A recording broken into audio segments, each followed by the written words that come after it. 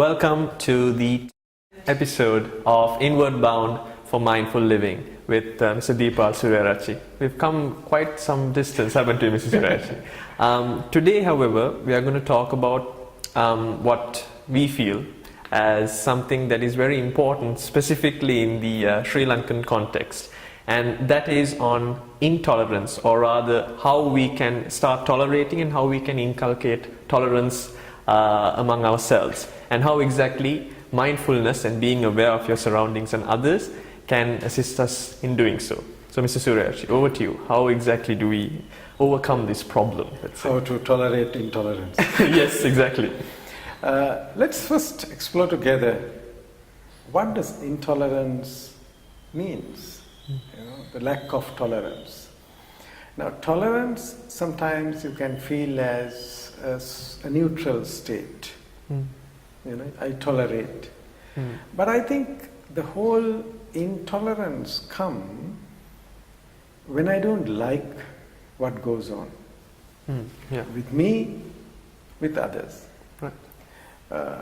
So you can have a state of mind where you cannot tolerate yourself. Sometimes we have moments like that where we feel so upset about ourselves, maybe about things we have done in the past, or some things that have happened without your control. That's also a sense of intolerance. It's a sense of disappointment as Disappointment, well. yeah, because the whole issue of intolerance comes, when there is things that happen against my expectation. True. And when you cannot tolerate, what happens is you tend to react Adversely. Yeah. But I would like to take my mind a little bit deeper to that and see this whole behavior of intolerance come because we have a separation. A separation. Separation. My and not mine. Right. You and yours, my and mine. Look here, like for example, say, have you seen ladies complaining when babies cry in an audience? You are at a theater and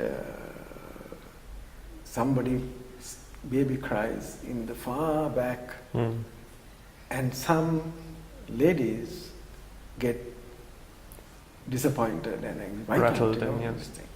But these are possibly some ladies who have been mothers at one time. Yeah.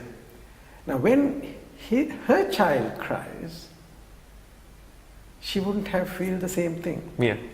You see? That's right. So therefore, this whole intolerance comes because of this division.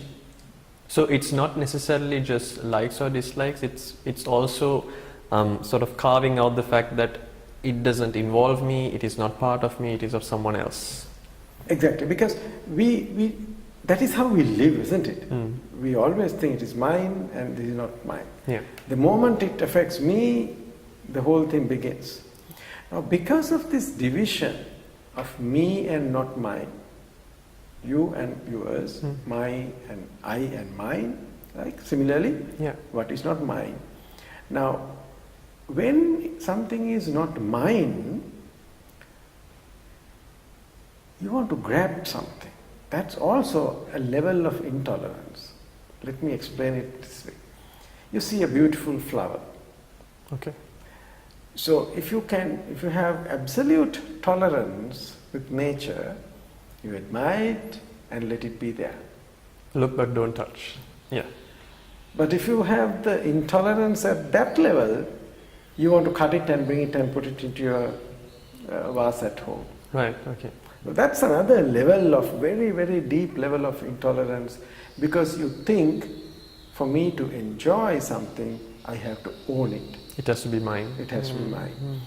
So it is the same behavior that goes to the other extreme by saying, I want to push that away, which is not mine.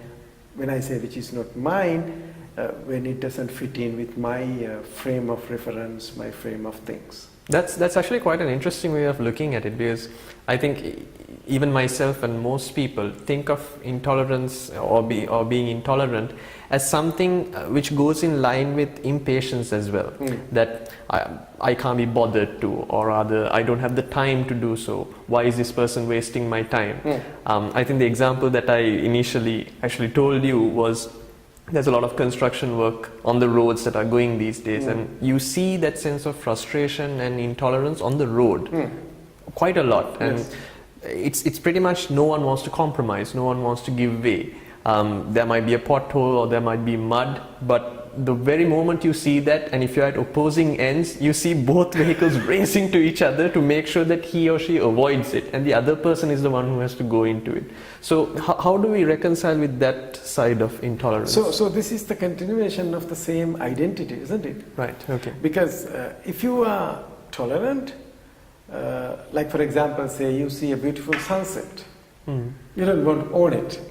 If at all you will take a photograph.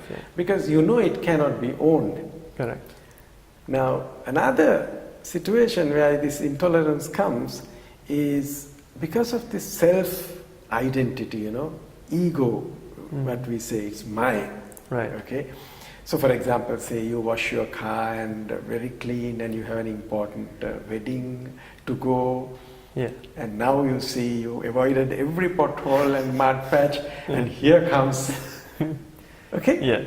So then it becomes a big issue. Correct. Okay. Because this whole thing is what you have created in your mind. Yeah. And okay, you can avoid this mud patch and go. But what happens if somebody comes and bangs on your car on the back? Yeah, that's true. It is much more complicated than Complicated, absolutely. So this whole thing is, we are in constant conflict with what it is. Right. Because we always project, without our knowing, this is how things should be. Right, okay. The moment when it goes against my pre-gone conclusion, I have a conflict.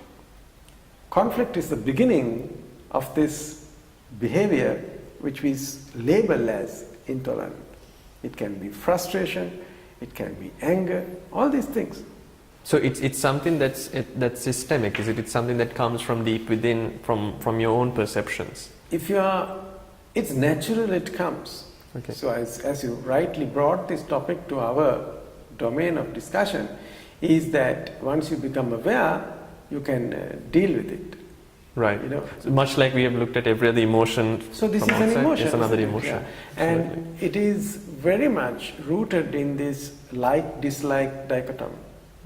Okay. Isn't it? So when your child cries, you behave differently. When somebody else's child cries, why don't you take that child away? I think there's a lot that we need to explore on that as well, and specifically in the context of people as well. Yes. We will be looking at situations, vehicles, what is mine or what is not mine, but I think it's more important when we look at people, and that's something I would like to explore with you, Mrs. Surayarachi, but right now we're going to take a very quick break.